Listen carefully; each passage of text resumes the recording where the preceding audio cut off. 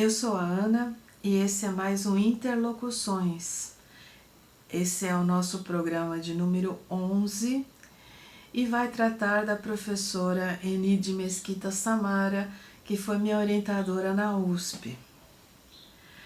A Eni nasceu em 1948 e faleceu em 2011, depois de uma longa batalha contra o câncer. E a Eni foi uma pessoa excepcional, era uma profissional dedicadíssima, era uma pessoa extremamente eficiente, era uma pessoa que transpirava energia, que motivava os orientandos com um sistema de cobrança que hoje talvez não seria tão bem visto, mas que para nós era muito estimulante. Todos nós que fomos orientandos da Eni temos a memória da caneta vermelha. Diferente de outros orientadores, a Eni costumava corrigir cada texto recebido e corrigia em detalhe.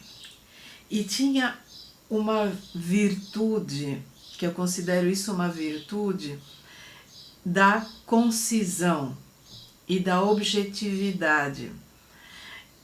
Eu sou uma pessoa que quando escrevo, a veia literária aflora demais. E eu tenho um costume de construir contextos e cenários antes de abordar qualquer tema. E a Eni considerava isso medonho em um trabalho acadêmico ou em um artigo científico. Ela era profundamente objetiva.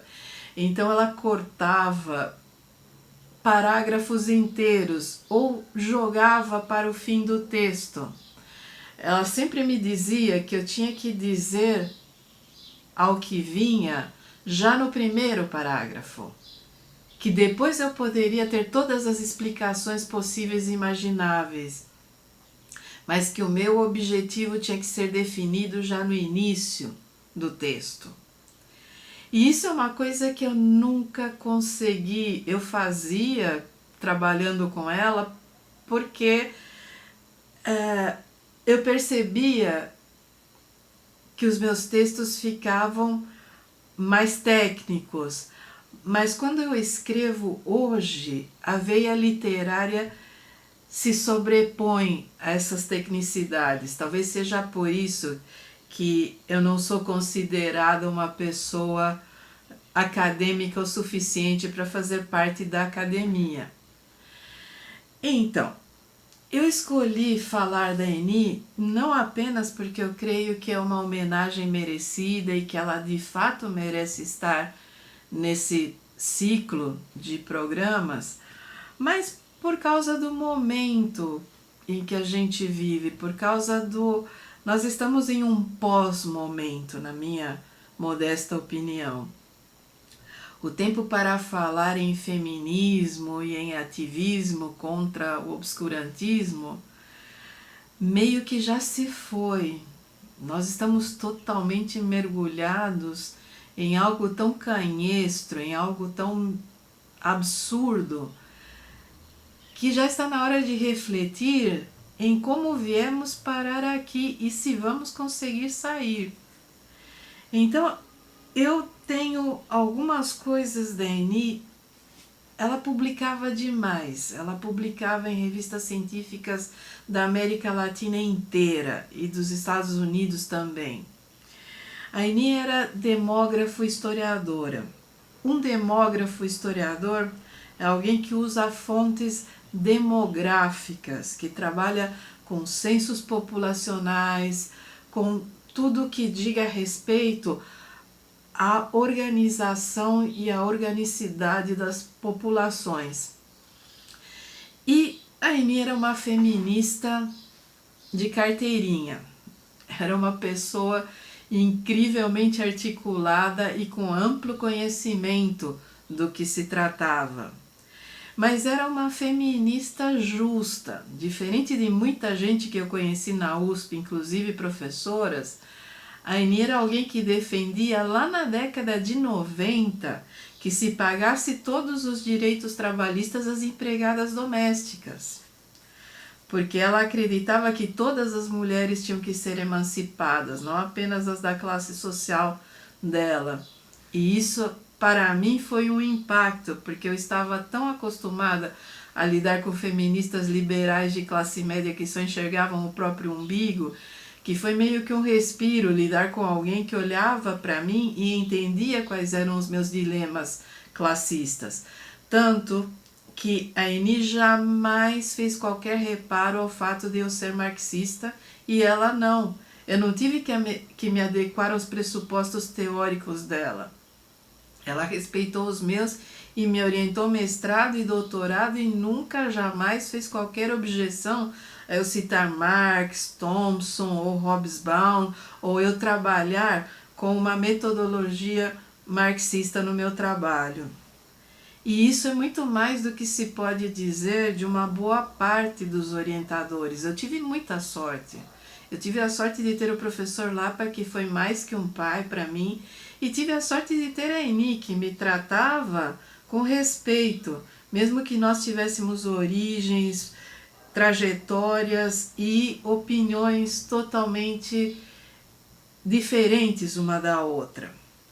Então eu vou falar primeiro um pouquinho para vocês da obra da Eni, porque ela foi muita coisa. Ela não foi só uma historiadora, ela não foi apenas uma professora da USP, ela esteve na direção do Museu Paulista no momento em que o Museu Paulista, que é o museu da USP, engloba o Museu do Ipiranga, que é o Museu da Independência, e o Museu de Itu, que é o Museu Republicano. E ela expandiu esses museus, ela profissionalizou muita coisa que andava jogada, ela promovia, ela tinha o dom, ou ela se esforçava demais para que toda vez que ela administrava uma instituição, essa instituição tivesse visibilidade e que tivesse vida.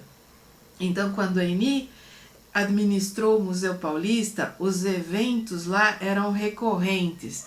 E ela nos levava, ela levava todos os orientandos e ex-orientandos a participar.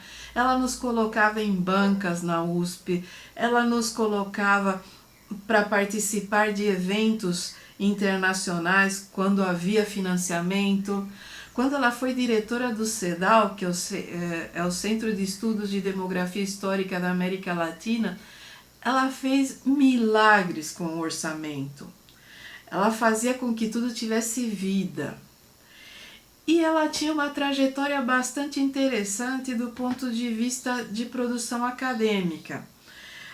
A dissertação de mestrado dela saiu publicada, se eu não me engano, nos Anais do Museu Paulista. E é um trabalho sobre a questão do agregado na região de Itu. O agregado é aquela figura que não tem um enquadramento social.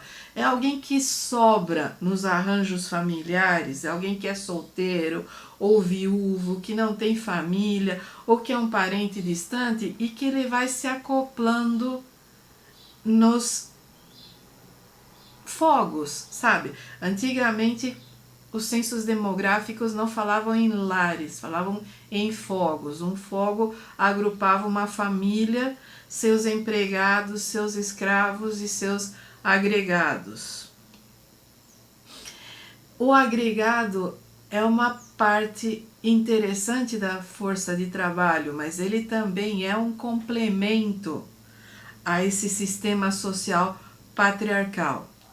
Só que, estudando essa questão, a Eni descobriu que aquele patriarcado do Gilberto Freire era meio que algo extremamente localizado, que aquilo era a família do Gilberto Freire e alguma coisa que acontecia em regiões específicas do Nordeste e que no resto da colônia, no resto do império, não tinha o mesmo impacto, não tinha a importância que o Gilberto Freire lhe deu. E o interessante é que a Eni foi se tornando feminista, a impressão que eu tenho, ao perceber o apagamento. Eu não creio que naquele início, por mais que o feminismo estivesse lá nos anos 70, quando ela começou seus estudos, e ela foi uma pioneira, eu não creio que o feminismo estivesse tão arraigado, que tivesse qualquer espaço na universidade, ainda mais em plena ditadura. O que eu creio é que ela foi percebendo que existia toda uma história de mulheres líderes de família, mulheres principalmente nessa região paulista, que eram terratenentes, que estavam no comando de unidades familiares e de propriedades de todos os tamanhos, e que isso meio que foi apagado da narrativa histórica, tal o impacto da obra do Gilberto Freire. E aí ela começou a trabalhar na desconstrução do Gilberto Freire. Eu creio que para quem quer uma coisa rápida, esse aqui da Brasiliense é o volume 71 da coleção Tudo é História, chama A Família Brasileira, e é onde ela dá em linhas gerais essa desconstrução do conceito de família patriarcal do Gilberto Freire. Para quem tem um outro interesse, aqui a gente tem, isso aqui foi publicado pela Secretaria de Estado da Cultura de São Paulo, e é o doutorado da Eni. As Mulheres, o Poder e a Família, São Paulo, século XIX.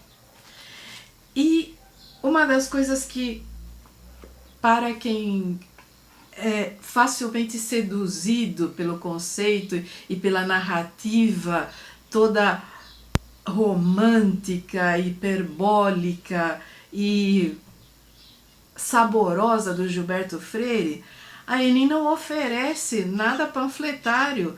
A Eni mergulha em anotações de censos populacionais, em cálculos de curvas populacionais, ela procura nos documentos também de inventários, testamentos, e ela faz curvas imensas, mostrando que existem outras famílias possíveis.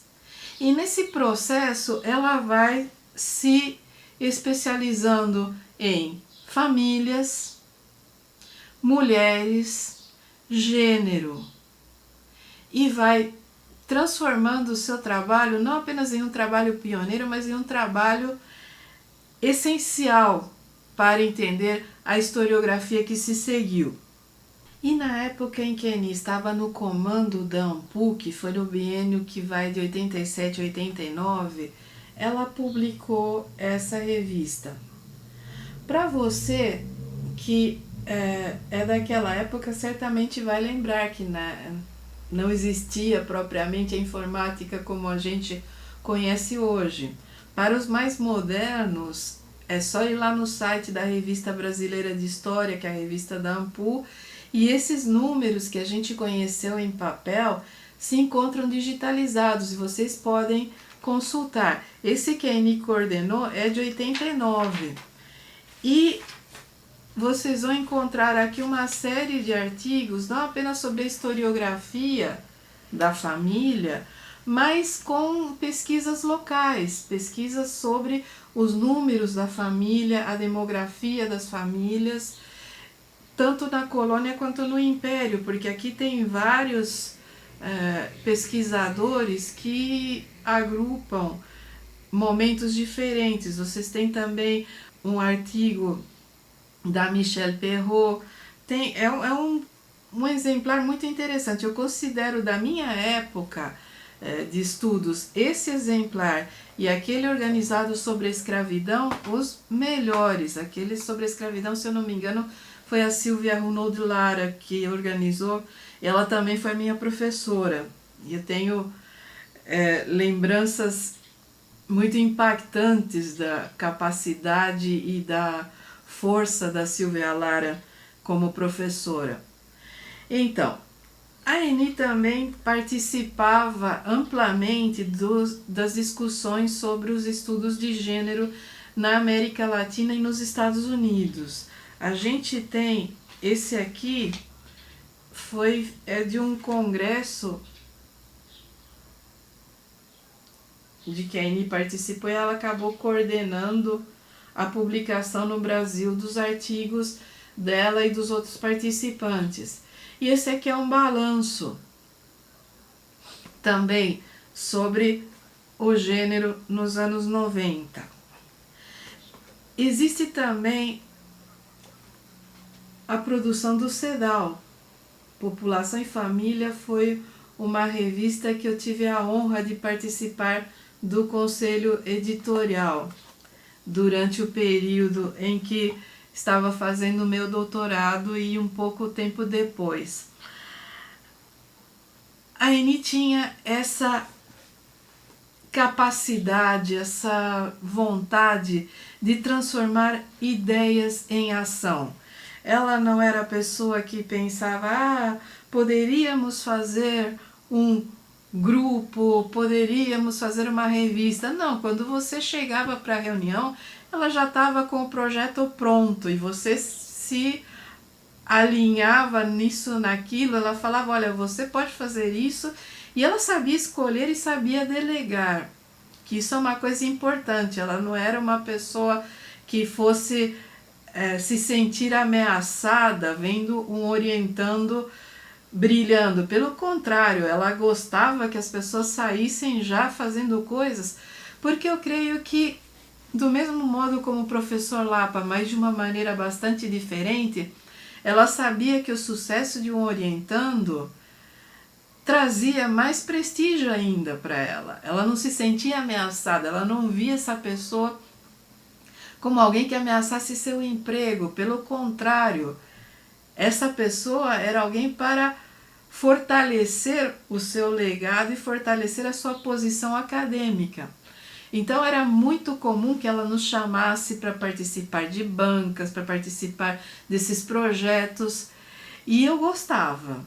Eu me sentia muito especial participando, porque ela era uma pessoa bastante parcimoniosa com os elogios. Então quando o elogio vinha, era uma satisfação tão grande. Ela virar e falar, olha, isso aqui está bom, gostei disso aqui. Era, poxa vida, a Aini gostou. Porque ela não saía puxando o saco de ninguém, nem bajulando quem quer que fosse.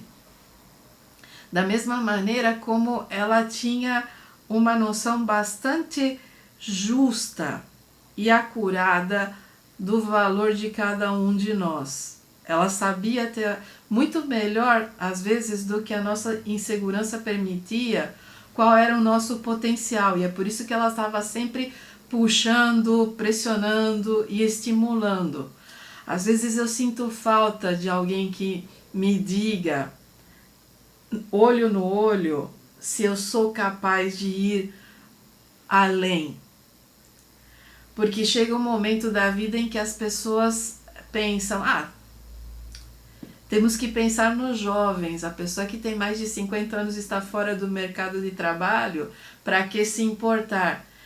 A Aini era uma pessoa que ela não vacilava de ter um orientando que fosse mais velho que ela. Porque ela, especialmente se fosse mulher, ela incentivava as mulheres a terem uma formação maior. E eu escolhi a Aini nesse momento em que a gente já está ladeira abaixo há tanto tempo, para pensar um pouco essas mulheres que estão participando do projeto obscurantista. E eu não vou nomear nenhuma, eu não vou me deter no trabalho de desconstrução que elas estão fazendo. O que eu quero falar aqui é o seguinte: a Aini era uma pessoa que jamais misturou política partidária com a vida acadêmica. Muito embora nos anos 70 ela tenha sido responsável por defender pessoas que foram ameaçadas pela ditadura de uma maneira meio off, que só quem conhecia ficava sabendo, Ela nunca foi alguém que esteve à frente dessas rixas partidárias dentro das instituições. Ela era alguém extremamente profissional, mas ela não era burra, ela não era tendenciosa nesse ponto, ela sabia respeitar as ideias diferentes, e eu tenho absoluta certeza que quando aconteceu o ele não, se ela estivesse viva, ela estaria lá. Às vezes eu imagino, eu vejo as coisas que esse sujeito que ocupa a cadeira presidencial faz, e eu imagino ele falando, esse homem é um ridículo. Que ela tinha um jeitinho de falar a palavra ridículo que era muito legal, porque ela reduzia o sujeito assim adjetivado ao que ele era mesmo, um nada, um medíocre, um babaca, um ridículo. E eu fico pensando como é que a Aini se sentiria com toda essa papagaiada que a Igreja Católica inventou e que os evangélicos agora tomaram posse da ideologia de gênero, esse espantalho escroto, ridículo e mentiroso sobre o papel dos intelectuais acadêmicos e do feminismo. A Aini trabalhou com gênero por décadas. E gênero no meio universitário significa exatamente você fazer pesquisas sobre o papel da mulher na história. O processo de apagamento do papel da mulher da história e você ir para as fontes e olhar onde estão as mulheres, o que elas estavam fazendo e por que é que elas foram apagadas, como é que as famílias se constituíam. E você descobrir as coisas que a Aini descobriu, que a família patriarcal era a minoria da minoria, que havia muitas mulheres líderes de família, que as mulheres estiveram no mercado de trabalho desde a colônia. E nesse sentido, o trabalho da Maria Odila Silva Dias, Cotidiano e Poder, é imprescindível para entender esse meio social da colônia e como as mulheres sozinhas tinham um papel na economia. A Aini levou isso além, porque ela foi às fontes populacionais e ela criou um acervo de fontes para o CEDAW, ela tinha contatos com a ONU, ela baixava bancos de dados com permissão da ONU, ela conseguiu que a gente pudesse pesquisar nos arquivos da ONU. Era um negócio gigantesco, era um volume de dados que os alunos tinham acesso que eu nem imagino se hoje nós teríamos essa possibilidade, mesmo com a informática, porque naquela época os programas eram lentos, os computadores, você imagina você pesquisar num 386, não havia internet, você pegava os bancos de dados em vias físicas, como disquetes ou microfilmes, e lia nas máquinas adequadas. O quanto eu li de microfilme naquela época, até usei a minha reserva técnica da FAPESP para conseguir uma leitora para o CEDAW. E o CEDAW tinha leitoras que a gente podia emprestar e levar e fazer a pesquisa em casa, que não era de São Paulo, e depois devolver. Então você tem... A Aini trouxe essas fontes para a discussão de uma maneira que marcou a historiografia da família e do gênero aqui no Brasil. E você não vê as pessoas reconhecendo isso, você não vê como a obra dela não tem um viés político, e eu imagino que seja isso, ela é muito técnica, somente quem quer informações de suporte procura a obra da Aini. E aí eu vou jogar não tem viés político uma ova. Não tem viés político partidário, como algumas obras que o pessoal publica fora da academia tem. A Aini tinha um lugar no ideário político. E ela tinha um lugar no feminismo. E a obra dela é todinha sobre esse lugar de dizer, olha, nós somos mulheres, nós existimos, o gênero é importante na história, a história não é feita e escrita apenas por homens. Esse é o nosso lugar. Nós não somos apenas do lar. Nós estamos no mercado de trabalho, nós estamos no comando de regiões inteiras, de grandes propriedades rurais, de pequenas propriedades. Nós estamos no mercado de trabalho urbano, nós estamos na colônia e nós estamos no império. E isso é política também. O grande referencial teórico que a Aini tentava passar para nós na parte de demografia histórica era o Peter Laslett. E eu li pouca coisa do Laslett, porque essa demografia britânica não era muito a minha matriz teórica.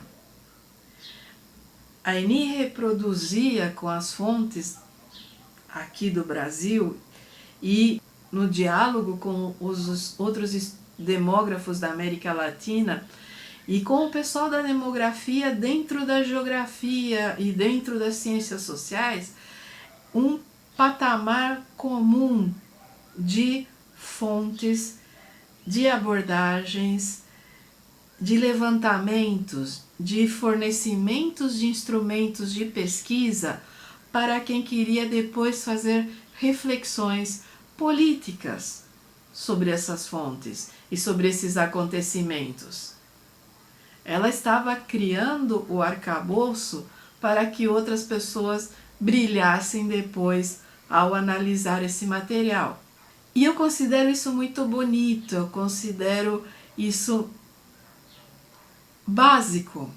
Eu creio que pessoas como a Aini, como o professor Ciro Flammarion Cardoso, como tantos outros que nós convivemos na universidade, que foram responsáveis nas décadas de 70 e 80 por manter a universidade funcionando, por manter a produção intelectual funcionando e por criar bancos de dados, instrumentos de pesquisa e tudo o que fosse possível para que a próxima geração transformasse isso e constituísse um corpus de pesquisa no Brasil tão considerável. Tudo o que esse governo atual está destruindo, tudo o que esse governo atual está demonizando, transformando em ideologia, como se tudo na vida não fosse ideologia. Tudo que esse governo não consegue sequer entender, porque não tem capacidade, porque é um governo medíocre, cheio de gente ridícula, que não tem como ter interlocução dentro da universidade pública, porque não tem sequer as ferramentas para entender o conhecimento acadêmico. E essa gente se valida carregando atrás de si um bando de gado arrebanhado em certas igrejas e nos botequins da vida, que vai assinar embaixo de qualquer política obscurantista, regressiva, suicida em torno ao conhecimento.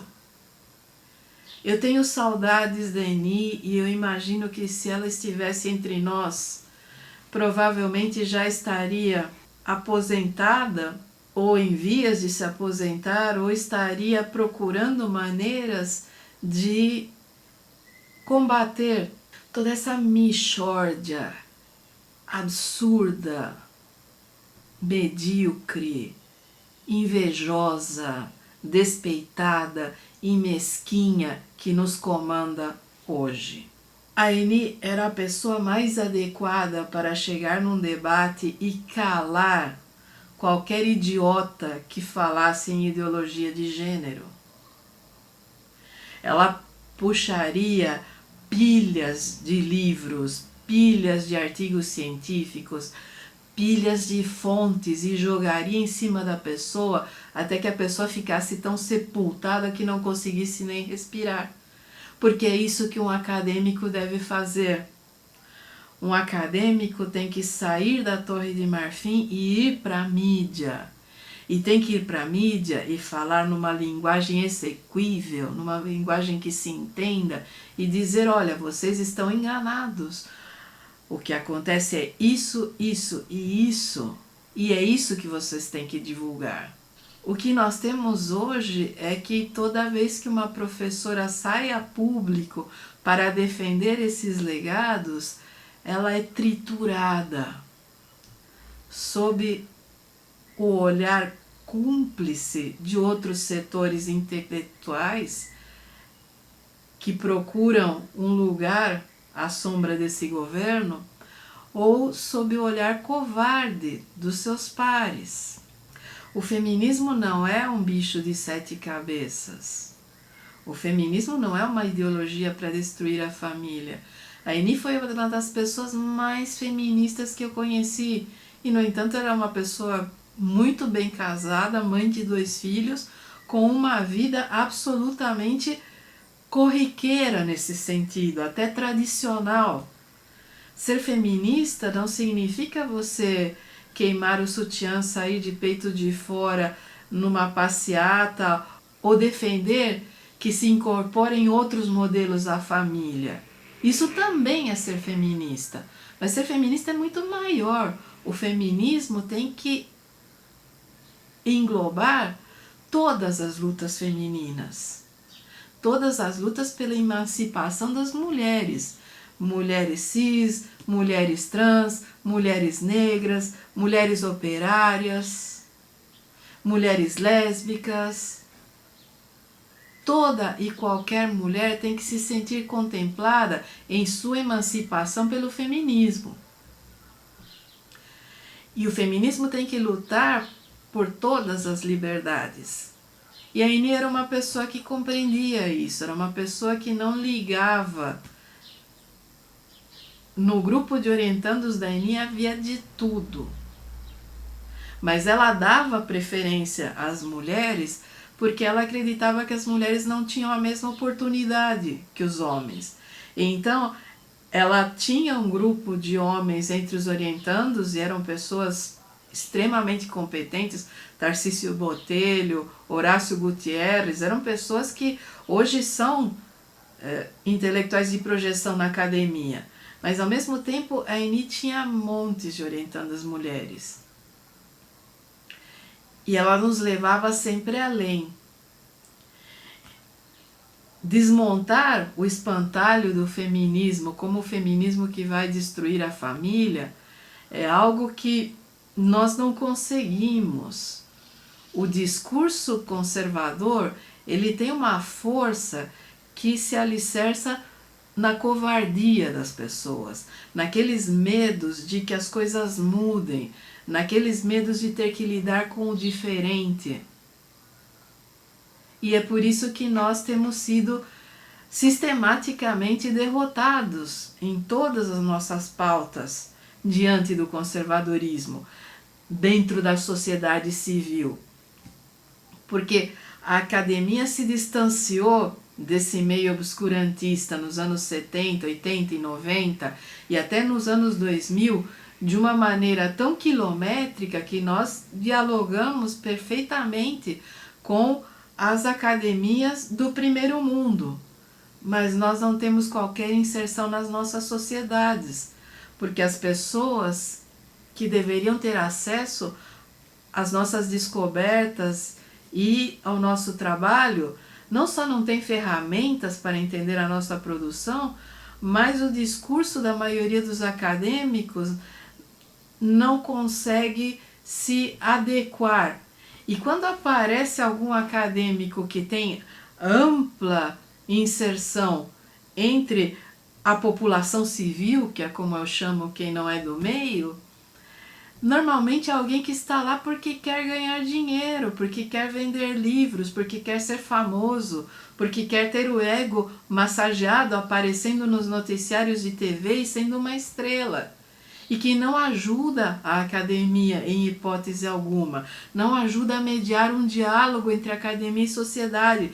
Pelo contrário, aparece como alguém iluminado que quer trazer uma verdade para o debate social. E não é isso que nós temos que fazer. A Eni entendia isso. A Eni era uma pessoa que, quando ia para a imprensa, ia para chamar as pessoas para participar dos eventos e não para dizer como as pessoas deveriam pensar. E isso é algo que nós temos que discutir, porque enquanto a academia não cair em si, vai ser muito fácil para um governo de bestas medíocres e ridículas como esse que nós temos aí, desmontar tudo. Quem será por nós? Eu creio que precisamos pensar nisso e precisamos também honrar a memória desses professores e desses acadêmicos que viam além do meinho institucional dentro das universidades, que deixaram uma obra que pode ser lida pela sociedade civil e que pode ser tratada em público e não apenas no meio acadêmico. A Eni era uma dessas pessoas. Qualquer livro dela é tão cirúrgico, tão preciso e tão objetivo que pode ser lido por qualquer pessoa que tenha a ferramenta mínima de leitura. Eu recomendo que o pessoal comece mesmo por esse aqui, porque vai abrir os olhos, vai sugerir bibliografia, vai mostrar que se a gente pode questionar a família patriarcal, também pode questionar a democracia racial, como a academia vem fazendo há mais de 30 anos e a sociedade nem fica sabendo. Então é isso. Eu deixo aqui o meu tributo de admiração, de carinho e de saudade da professora Eni de Mesquita Samara, que foi minha orientadora, que dentro das possibilidades que as nossas diferenças ofereciam, foi uma amiga, porque ela me deu oportunidades que muitas pessoas não me dariam e que me apoiou em momentos em que eu precisei muito e que eu sinto muita saudade. E esse é mais um Interlocuções. Agora em fevereiro eu ainda não tenho um plano, porque estou me recuperando do baque do ano passado. O ano passado foi muito difícil sob todos os pontos de vista. Eu nem sei como eu consegui manter uma produção constante. Acho que foi isso que me salvou de ir ladeira abaixo. Então em fevereiro haverá ponderações, haverá interlocuções, mas eu não vou dar spoiler porque nem eu mesma sei o que eu vou fazer ainda. Esse canal conta com um Apoia-se, que nesse momento é extremamente modesto, mas que pelo menos está me permitindo pagar meus remédios, e eu agradeço muito a todos vocês que contribuem. E pensem, como eu dizia antigamente no Ponderações, e agora quase que perdi a esperança de dizer, pensem, ponderem, reflitam, se informem, não se deixem arrastar, não sejam ridículos. Até a próxima!